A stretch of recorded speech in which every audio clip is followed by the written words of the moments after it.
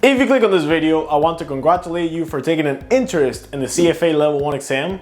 I've done a few videos in the past about how to pass it, motivation, and study tips. But today, I want to talk about a topic that I haven't seen any videos about, which is the last month before the exam. After putting so many hours and weeks into studying and comprehending the material, it is crucial that you carefully plan the last few weeks before test day in order to succeed. So today, I'm gonna give you my best tips in order to do so that you can apply and hopefully pass the exam. So let's get to it. So I'm gonna talk about 5 topics or 5 tips that I think are important for this time of review, and then I'm gonna go over the schedule or the sample schedule that I put together so you guys can see what it looks like. So the first thing is just that last month in general, and I'm gonna trace it back to the other videos that I've done on the channel, which you guys have probably seen, where I always mention that the last month of studying should be taken to just reviewing. That means that when you plan out your studying at the beginning of your CFA journey, you know that the last month, you're not gonna learn any new material. You're just gonna be reviewing what you already studied. And you need to do that because you need to make sure that all the things that you've been studying for several weeks are fresh. So you should take ideally between 3 to 5 weeks to review. I'm just gonna go by saying that it's 5 weeks because that's what I did and that's what I recommend the most. The second point is that you should take between 5 to 6 mocks. That's usually breaking down to Kaplan, which is what I recommend, giving you 4 mocks, and then the CFA environments giving you 2 mocks just with you paying the fee of the exam. I think 5 mocks is enough, but if you can do 6, that's great. Remember that the mocks don't actually help you practice. They're just gonna show you how well prepared you are for the exam. So if you do 5 mocks and you're consistently scoring above 70%, that means that you're very well prepared for the exam. Then out of those 5 weeks that you save for reviewing before the exam, make sure that you can try to take at least 1 week off work. If you can do a week and a half or 2 weeks, that's great, but at least 1 week, I think it's necessary. So try to plan ahead and do that. Then my next tip is one of the ones that I think make my videos different, and it is that you need a TV show during the time of CFA reviewing. This TV show has to be something very simple, very easy to watch, that has no cliffhangers, no need to watch the next episode because the ending of the last episode was so good. It just has to be something that you can watch once you're done studying, just to, get a little calm, pass the time, have some fun, and then that's it. I usually go for comedy sitcoms. My CFA show was Brooklyn Nine-Nine that I watched fully, especially during those last few weeks of studying. But any comedy sitcom like How I Met Your Mother, Friends, The Office will work. And then the day before the exam, I really recommend that you don't take a mock. If you need to, that's fine, but it is best if you only study up to noon of that day, and then for the rest of the day, you plan to do something that you like and something that would just get you relaxed. I, for example, like working out the day before because I think it gets me in that mindset. So I did that. I went to the gym and did some rowing, and I live in Miami, so I also went to the beach right after that.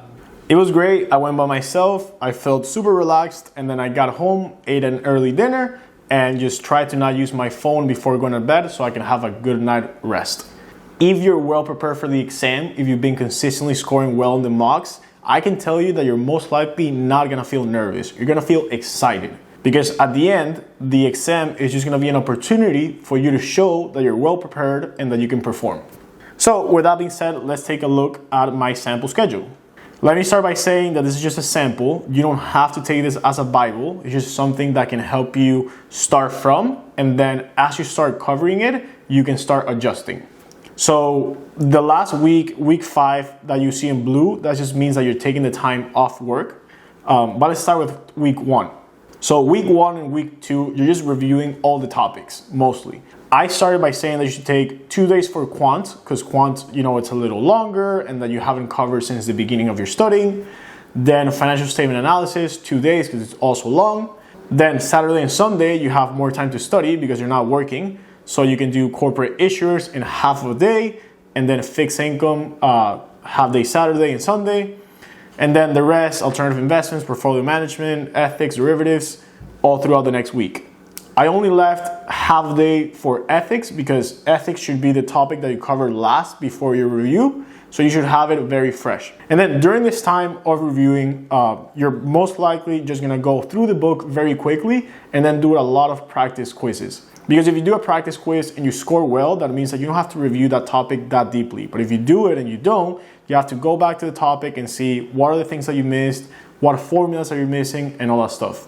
Then Saturday and Sundays after week 1, like going into week 2, just become pretty much mock days. So during the first Saturday, you take your first mock, and then once you finish that mock, that's it. You're done for the day. Then on Sunday, go back and review it, go through every single question that you got wrong and write down why you got that question wrong. And then Monday, same thing. So for the rest of the time, make sure that you're just doing questions in the places that you think you need more help on. So, that big box that you see in week 3, that you're reviewing the concept, and also that you're doing a lot of formula checks. So I've talked a lot about formula checks, and I've done even a video where I cover deeply every single formula that you should use. What I recommend and what I did is that I had like an index card where the formula names, and every single night I will sit down and think, okay, I didn't perform well today on quant, portfolio management, and economics. So I will just grab those 3 index cards and I will just do a formula check. Every single night, different topics, until you learn every single one. So make sure that throughout this entire 5 weeks, you're doing formula checks pretty much every day, because that's gonna make a difference. Then at the end of week 3, same thing, a mock, a review. And then when you get to week 4, you're probably still gonna be working. So one thing that you can do is that you do half a mock one day after work. So let's say that Wednesday and Thursday, you do one half of a mock Wednesday and then the other half of the mock Thursday. This is optional because this is probably what is gonna get you to that 6 mock cap. So you don't really have to, but it's something that you could do. Also, another tip that I do is once I will finish the mock, I will just review how many questions I got wrong, and I will think times 5. So if I got 3 questions wrong in quant, I will do a sample quiz of 15 questions in quant. And if I got 5 wrong in portfolio management, I will do 25 questions in portfolio management after. That's great because it's gonna help you cover all the topics that you got wrong and multiply and give you more practice in the things that you need to improve on. And then that last week before the exam, I plan taking 2 mocks, and it's actually what I did. You start by Monday taking a mock. Since you have the full day to review because you're not working, you can review it all on one day, the day after. And then same thing Wednesday and Thursday. Here, obviously, we do it based that you're gonna take the test Saturday, but you can adjust the schedule to whatever day you're taking the test on. Like I said, make sure that the day before the exam, you don't study that much. You study a little bit if you need to, and that you do something fun that will get your mind off studying and the exam the night before. And then for test day, the only thing I'll say is obviously the classic. Make sure that you get there early, make sure that you're prepared. Make sure that you go comfy to the exam. I went in my pajamas, quite literally, and that helped.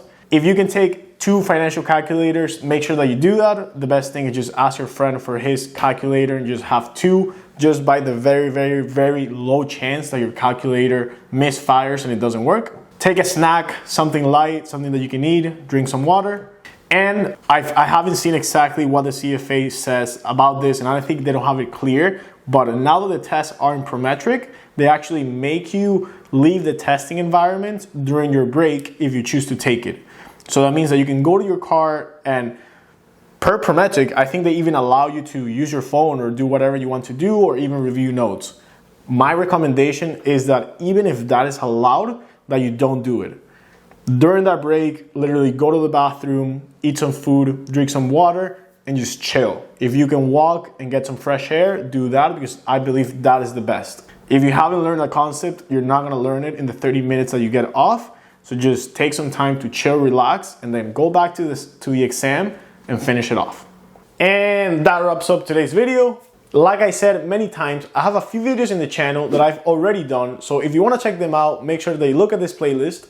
And if you have any questions or any other videos that you want to see, make sure that you leave it in the comments below and I'll definitely get to them.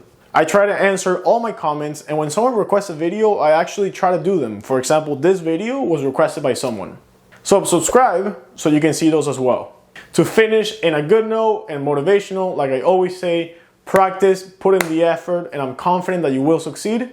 And always remember, if it was easy, everyone will do it. See you next time. Peace.